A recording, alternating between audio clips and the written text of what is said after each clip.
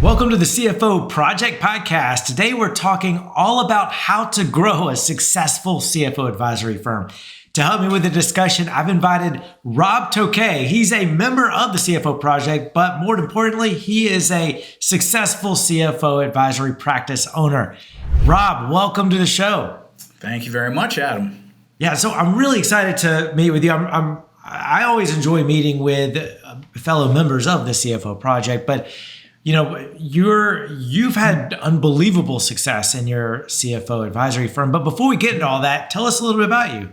Yeah, so I'm Pittsburgh native, born and raised. I am a CPA. I've been a CFO for a small contracting company for about 11 years, from 2010 to 2021.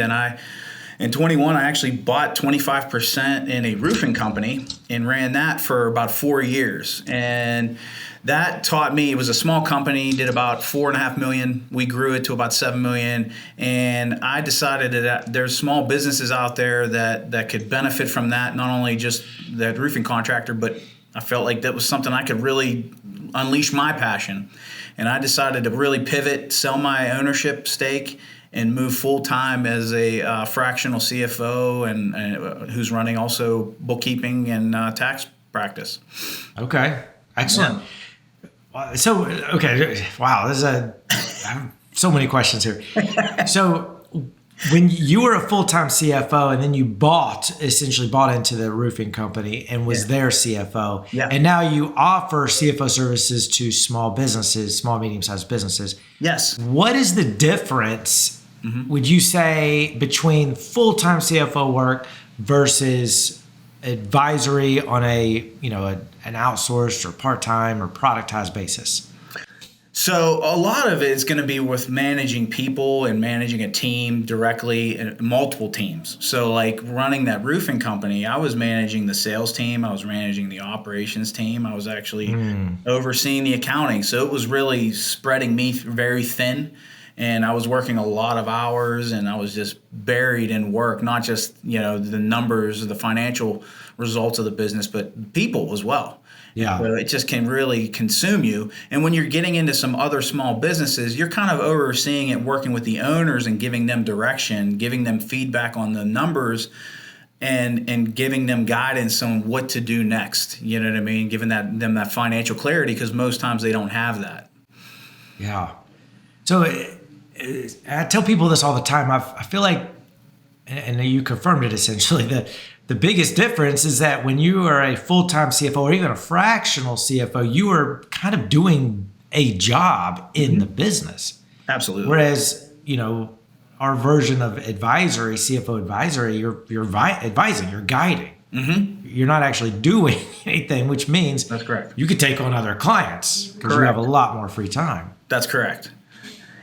Okay, so you were a CPA, you became a full-time CFO, and now you have a firm called Key Performance Consultants in Pittsburgh, and you do a mix of tax, bookkeeping, and CFO. Yep. So what has been the revenue mix of percentage-wise between bookkeeping, tax, and advisory, for the past couple of years, and I'm assuming the advisory part has grown. Yeah, it's grown tremendously. I'm just looking at some of these numbers, and it's pretty wild. This year alone, year to date, I'm at 77% of my revenue is CFO advisory. Wow, and you were like 3 years ago. What was it? Zero. What would you say? Zero. In 2023, I had no CFO clients. I was just kind of just doing some stuff for, on a part-time basis, really, not very much. Mm-hmm. And then in 2023, you didn't have any CFO class. 2024, you joined the CFO Project. And then at the end of 2024, you grew your CFO practice, by 300%. So from 23 to 24, it was actually over 400%, and now I'm already projected to do another 300% on top of that. Wow, that's amazing. Yeah. So what would you attribute the success too, in terms of being able to attract clients and charging them the fees that you're charging them. Which, by the way, how much are you charging for CFO advisory services? It's varying. Right now I'm really running at about $3,000 to $3,500 a month. Okay, per client per month. Okay, so you're charging. I mean, that's significant. $3,000, $3,500. That's amazing. The average member of the CFO Project charges around $2,000. So you're way above average. Mm-hmm. So what do you attribute your success to? You grew 300% from 2020 to 2024, and now you've basically exceeded. Mm-hmm. I mean, we're recording this in May of 2025. You've already exceeded all of 2024 in terms of revenue this year. Correct. What do you attribute that to? A lot of it's referrals. So, and I have some good strategic partners that are actually clients of mine too. So they're advisory clients, so they know the value they're getting, and then they're able to actually refer me business as well, because they're actually buyers of the product. You know what I mean? That being totally. One, and really it has to do with just the I feel like my experience being in small business for almost 15 years, understanding marketing, understanding sales, understanding a lot of things that lead into what drives a business, those leading indicators. Yeah, I think that really helps. It gives credence to it, and people are comfortable. They kind of say, okay, he's got a kind of a portfolio of experience. Yeah. Now he knows he knows his numbers, and he's got a financial mind to provide that clarity. And owners, they need it. A lot of them are managing to their bank account, whatever their bank account says. Totally. That's how they're doing. If number up, good. If number go low, bad. And that's just not a way to live, which creates anxiety. Yeah, I agree. I also think that because of your background, you come across as a business advisor rather than an accountant, and I think there's a huge difference there. Big time.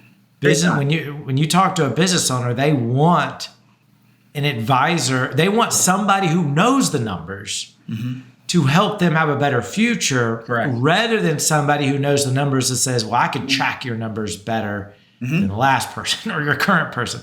They don't really care about that, and so what you come across is just different. Yeah, a lot of like bookkeepers that I've gone either not necessarily up against, but the feedback from those incumbent bookkeepers is they're just reporting the news. They're reporting the news and providing that statement, and it's really that's where it falls, and there's no value behind it. And a lot of the business owners don't even know what they're reading.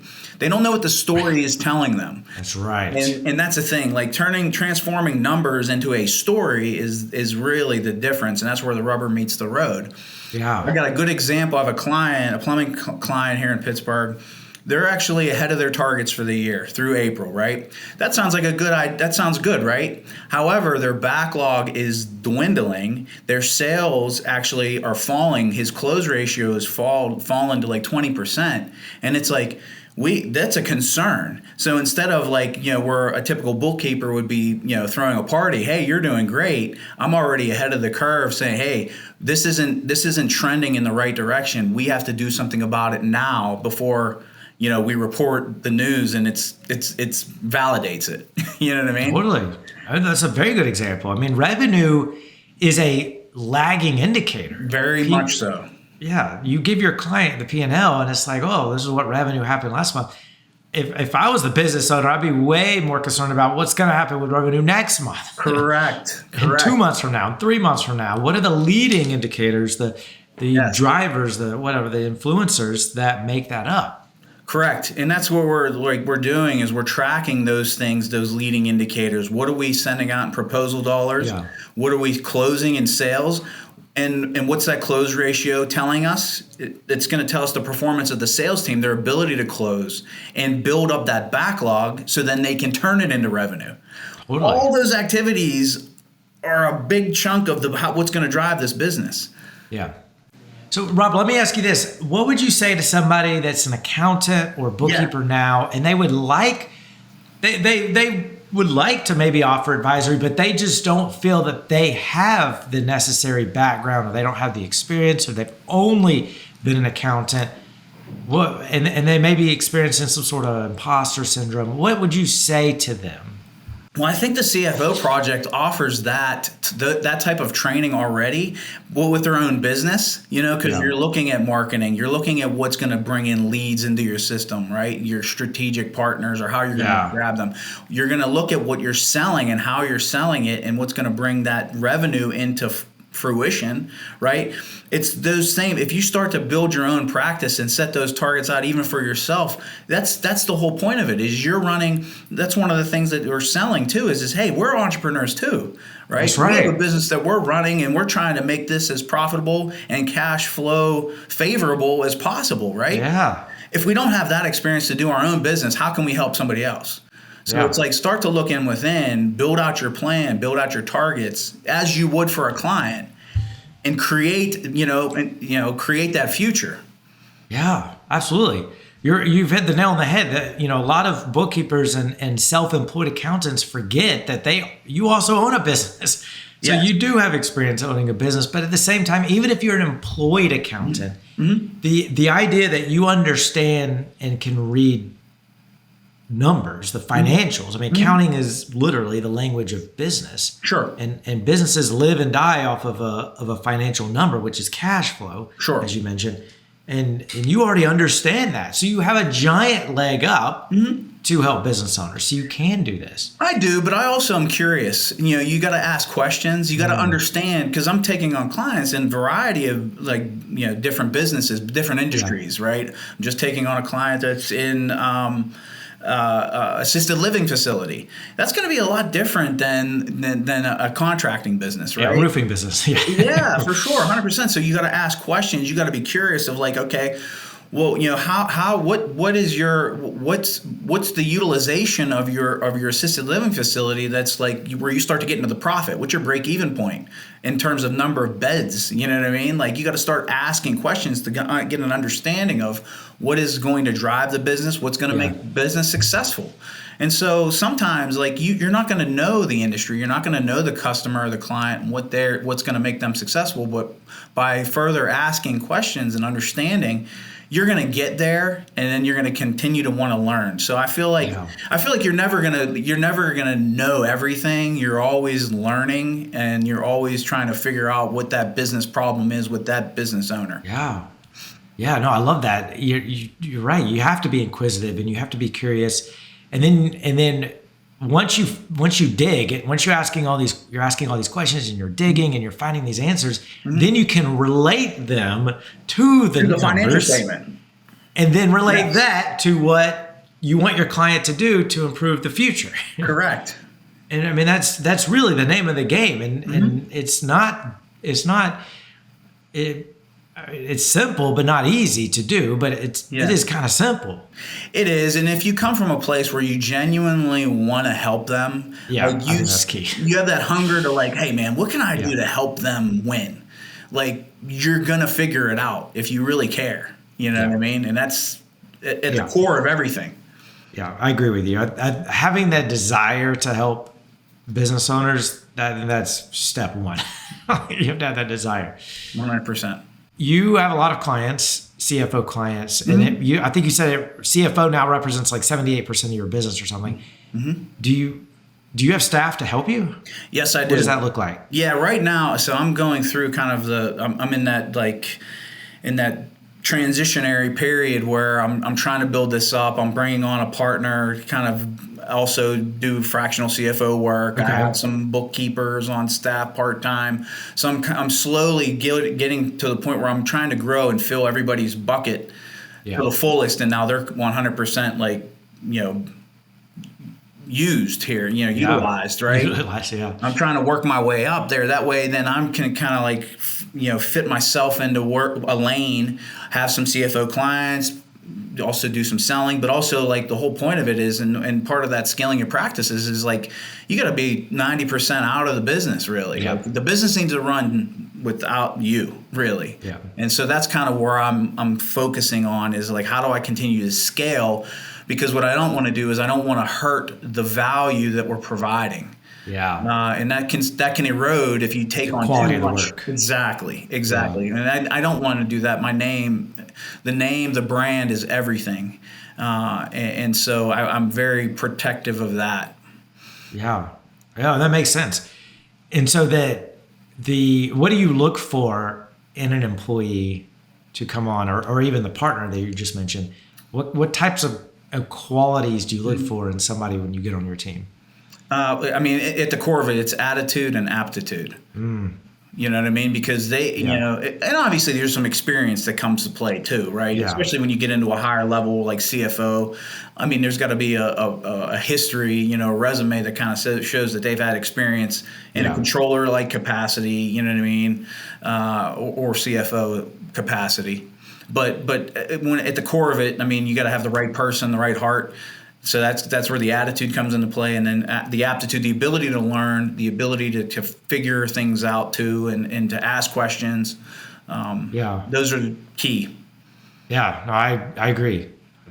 I think aptitude is huge, but I think attitude is even more important. Yes. Because, if you have somebody that has some sort of accounting background, they understand the numbers, but they have the right. And they may not have the most experience, as long as they have the right attitude, like they have the soft skills that like empathy, yes, and listening, and like you said, the curiosity and wanting, the desire to help business owners. That's gonna shine through to a client way more than somebody that has all the acronyms after their name. Amen to that. Yeah, I couldn't agree more. Yeah. Because clients, business owners, a lot of people, especially a lot of accountants I've talked to, when they think about offering CFO, they think that they have to be like, Microsoft's CFO level and be able to talk like a financial expert, and that does not resonate at all to business owners. No, at all. The more you talk like an accountant, the less likelihood that you will succeed as a CFO. You have to be able to talk like a human. 100% agree. I mean, like a lot of clients would be like, can you explain it to me like I'm in first grade? Absolutely. In English, yeah. Absolutely. Happy to do that. It's easier that way. You want them to understand the why behind things too. You know what I mean? Not just these numbers and these ratios that don't mean anything. There needs to be an understanding of, well, why are they important? You know what I mean? Right. It's like going to the dentist and the dentist just reading off the chart in dental jargon and saying, all right, you're on your way. And it's like, hold on. What does that mean? Just put it in like plain language. What does that mean? What do I need to do? Exactly. Yeah. And clients love that way more. Mm-hmm.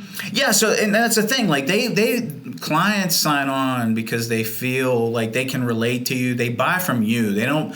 You hear all the time.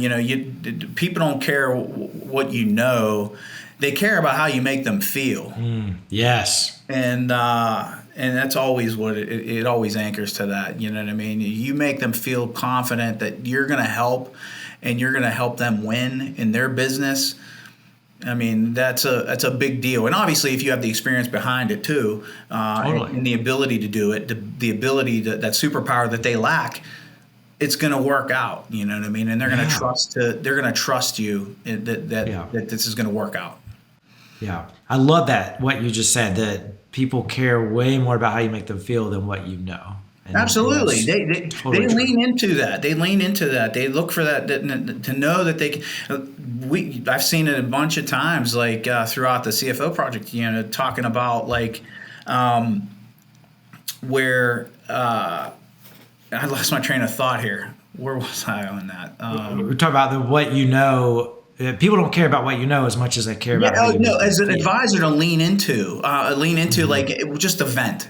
You know what I mean? They're having a problem, they're having a bad day, and it's like, I just need somebody to talk to that can maybe help, like at least listen to it, maybe not even have a solution, or maybe they will, but like somebody they can like lean into, because it's just being a business owner is not like, it's not easy all the time.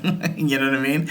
Like Right. it's a grind, it's a challenge, it's a struggle. A lot of times the owners are owner operators and the business is eating them alive.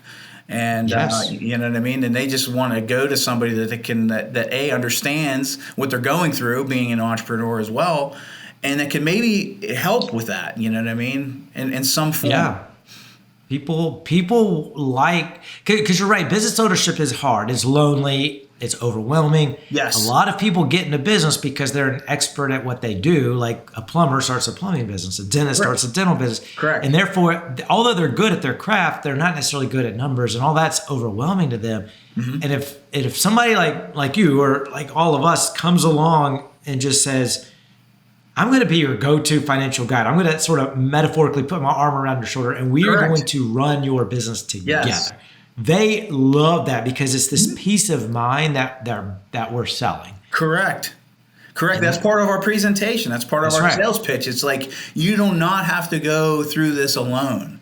Right. I am here with you. But the good news is I don't own any of this. This is still all yours. That's right. That's right. I don't own any of this. You're not releasing any equity to me.